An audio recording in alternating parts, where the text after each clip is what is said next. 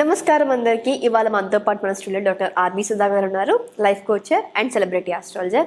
మరి last time మనం September ఫలితాలు చెప్పుకున్నాము. మరి చూస్తుండగానే మనకి అక్టోబర్ కూడా రాబోతుంది. మరి ఈ అక్టోబర్లో ద్వాదశ రాశుల వారికి ఎలా ఉండబోతుంది, ఎంత పాజిటివిటీ ఉంది, ఎంత నెగిటివిటీ ఉంది, ఒకవేళ పాజిటివిటీ ఉంటే ఇంకా సుపీరియర్గా చేసుకోవడానికి ఎలాంటి పరిహారాలు చేసుకోవాలి, ఒకవేళ నెగిటివిటీ ఉంటే నెగిటివిటీని కొంచెం తగ్గించుకొని పాజిటివ్గా ఎలా మార్చుకోవాలో ఒకసారి మేడం అడిగి తెలుసుకుందాం. ఇంకెందుకు లేట్, పదండి వెళ్ళిపోదాం.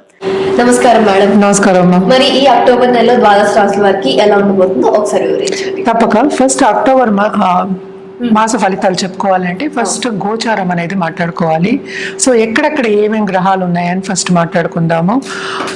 మనకి రాహు ఏమో మీనంలో ఉన్నారు, కేతు ఏమో మనకి కన్యలో ఉన్నారు, అలాగే శని ఏమో కుంభంలో ఉన్నారు కానీ రిట్రోగ్రేడ్ లో ఉన్నారు అనమాట.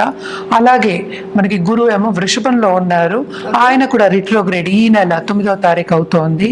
అలాగే ప్రస్తుతం మార్స్ అంటే కుజుడేమో మనకి మిథునంలో ఉన్నారు, ఆయనేమో 20th అక్టోబర్ కేమో మనకి కిందకి దిగుతున్నారు, అంటే నీచ స్థితికి వస్తున్నారు. మనం ఆల్రెడీ కుజ స్తంభన గురించి మాట్లాడున్నాం అనమాట. సో ఇంకోటి ఏంటంటే మనకి sun most important planet and also ఏంటంటే మోస్ట్ షైనింగ్ ప్లానెట్ అంటూ ఉంటాం కదా, మనకి పవర్ ఇచ్చే ప్లానెట్ అని చెప్తాము. ఆయన కూడా ఏంటంటే ప్రస్తుతం మనకి కన్యలో ఉన్నారు, ఆయనేమో తులాకి 17th అక్టోబర్కి వెళ్తున్నారు అనమాట. అలాగే బుధుడు ఎక్సాల్టేషన్ లో ఉన్నారు, ఎక్కడ కన్యలో ఉన్నారనమాట. కేతుతో పాటు ఉన్నారు, కేతు సన్ బుధ మనకి కన్యలో ఉన్నారు స్టార్టింగ్ ఆఫ్ దిస్ మంత్. బుధుడు కూడా ఏంటంటే 10th అక్టోబర్ కి మనకి తులాకు వస్తున్నారు. అలాగే తులలో ఏంటంటే మనకి శుక్రాచార్య ఉన్నారు, శుక్రుడు ఉన్నారు అనమాట. ఆయన ఏంటంటే 13 అక్టోబర్ వృశ్చికానికి వెళ్తున్నారు అనమాట. ఇవి గ్రహస్థితులు. సో ఇప్పుడు మన ద్వాదశ రాశులకి ఎలా ఉన్నాయో మనం మాట్లాడుకుందాం. ఇప్పుడు ఈ అక్టోబర్ నెలలో వృషభ రాశి వారికి వివరించండి. తప్పక. వృషభ రాశి వాళ్ళకి కూడా బ్రహ్మాండంగా ఉంటుంది, ఎందుకంటే జూపిటర్ కూడానే ఉన్నారు, 11th లార్డ్ కూడా ఉంటే వాళ్ళు ఏం చేసినా వాళ్ళకి లాభం అనేది చేకూరుతుంది. కానీ మనం ఇక్కడ చూడవలసింది ఏంటంటే 12th లార్డ్ మార్స్ ఏమో మనకి 2వ ఇంట్లో పడ్డాడు. ఆయన కూడా ఏంటంటే towards end of this month వెళ్ళిపోతున్నాం, మనం ఇందాక కూడా అది మాట్లాడుకున్నాము. సో ఆయన కూడా ఏంటంటే కొంచెం స్తంభిస్తున్నాడు కనుక ఈ నెల తప్పక వీళ్ళకి చాలా బాగుంది. ఏ విషయాల్లో బాగుంది అనేది మాట్లాడుకుందాము.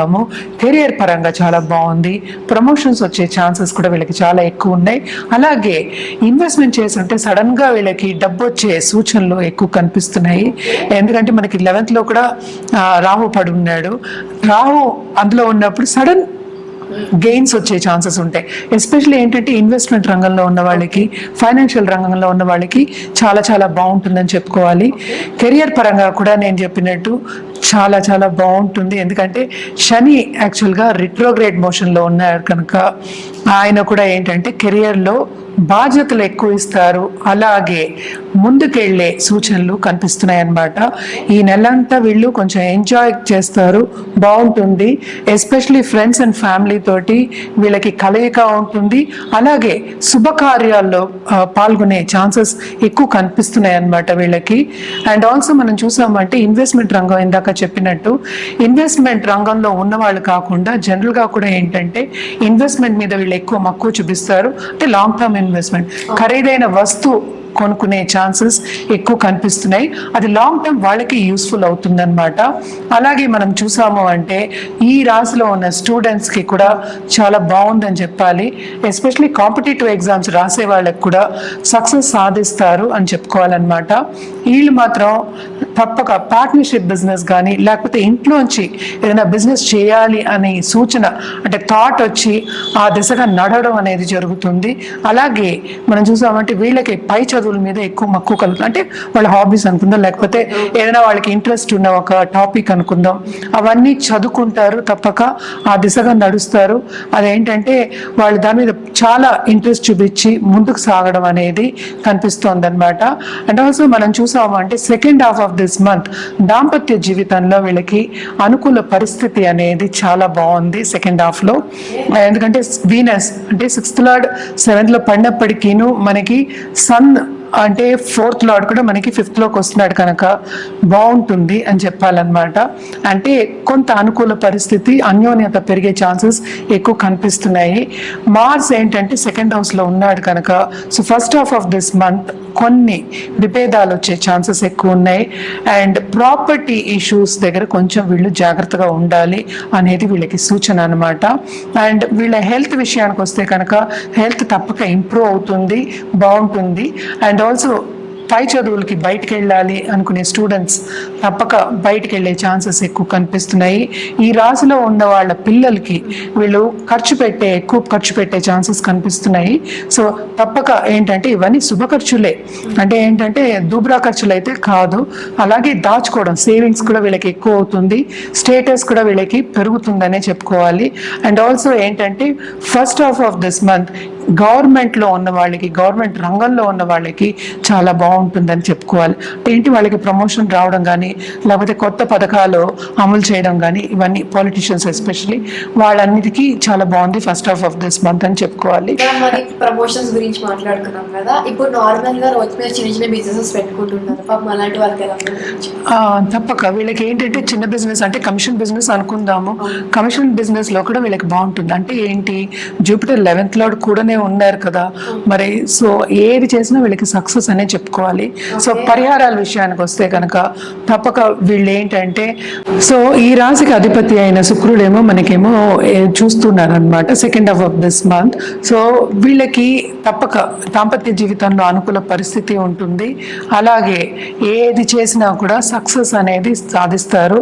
అలాగే కాంపిటేటివ్ ఎగ్జామ్స్ కానీ నువ్వు అడిగినట్టు ఇప్పుడు స్టూడెంట్స్ కానీ తప్పక బాగుంటుంది. అలాగే వీళ్ళకి లవ్ రిలేషన్షిప్ కావాలి అనుకున్న వాళ్ళు, కొత్తగా పెళ్లి కావాలి అనుకున్న వాళ్ళందరికీ మంచి తరుణం 2nd half of this month.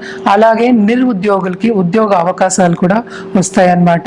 ఇప్పుడు మనం చూస్తూ ఉన్నాము లోక పరిస్థితి కూడా అంత బాగాలేదు, చాలా మందికి ఉద్యోగాలన్నీ, సో ఆపర్చునిటీస్ అనేది వస్తాయి. తప్పక మనం మిగతావన్నీ ఏంటంటే వ్యక్తిగత జాతకం మీద ఆధారపడి ఉంటుంది. సో తప్పక ఈ రెమెడియల్ మెషర్స్ అన్ని చేయడం వెరీ ఇంపార్టెంట్. అంటే మనం చెప్పింది ఏంటంటే లక్ష్మీ పూజ చేయడం ఎవ్రీ ఫ్రైడే చాలా మంచిది, అంటే లక్ష్మీ గణపతికి చేయడం ఇంకా మంచిది.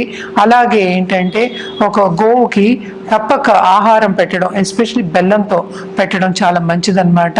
ఇవన్నీ చేసి చూడండి, మీకు ఇంకా బాగుంటుంది. మేడం మరి ఈ రాశి వారికి పరిహారాలు అంటే ఒకసారి వివరించండి. తప్పక మనం ఏంటంటే జనరల్గా పరిహారాలు చేయాలి అంటే అన్ని రాసుల వారికి మనకి నవరాత్రులు కూడా వస్తున్నాయి ఇప్పుడు. సో మనం జనరల్గా ఏంటంటే శక్తికి పూజ చేయడం అనేది చాలా మంచిది. అలాగే ఏంటంటే ధర్మక్షేత్రాలు సందర్శించడం ఈ టైంలో చాలా చాలా మంచిదన్నమాట. అండ్ శక్తి పూజలు అంటే ఏంటంటే దుర్గాదేవికి ఎస్పెషల్లీ పూజ, దసరా వస్తుంది. అండ్ ఆల్సో నవరాత్రులు కంటిన్యూ 10 రోజులు మనకి. సో నవరాత్రులకి ఏంటంటే ఈ టైంలో తప్పక ధర్మక్షేత్రాలు కానీ పుణ్యక్షేత్రాలు కానీ దర్శించుకోవడం చాలా చాలా మంచిదన్నమాట. అలాగే ఏంటంటే గుళ్ళకి వెళ్ళడం కానీ టెంపుల్స్కి ఎస్పెషలీ వెళ్ళి పూజలు చేయించుకోవడం వెరీ వెరీ ఇంపార్టెంట్ అన్నమాట.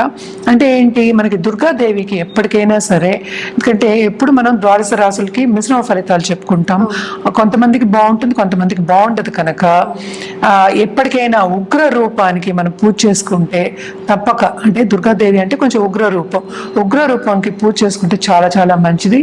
Especially on Tuesdays and Fridays అన్ని రోజులు చేయొచ్చు, నిత్యం పూజ చేయొచ్చు, ఎవరు వద్దంటలేదు.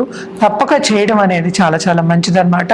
ఎందుకంటే మనం కుజస్తంభన గురించి కూడా మాట్లాడుకున్నాం. కుజుడు అనేది ఏంటంటే చాలా ఇబ్బంది పెడతాడనమాట 2 విషయాల్లో. ఒకటేమో ఏంటంటే కరేజ్ లేకుండా, అంటే అన్ని స్తంభించిపోతాయి, అంటే తొందరగా పని చేయలేకపోతాము, అదొకటి. ఇంకోటి ఏంటంటే మనకి దాంపత్య జీవితం, ఇంటర్ పర్సనల్ రిలేషన్షిప్లో కూడా ఇది జరుగుతోంది.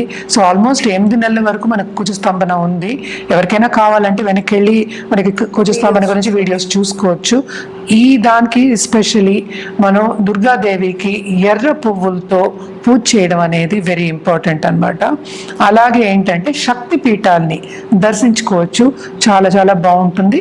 అలాగే ఎవరు స్థితిగతుల్ని బట్టి చేసుకోవాలి అంటే తప్పక దేవి నవరాత్రుల్లో దేవి హోమాలు చేయడం చాలా మంచిదన్నమాట. అలాగే నవగ్రహ హోమాలు చేయడం కూడా చాలా మంచిది.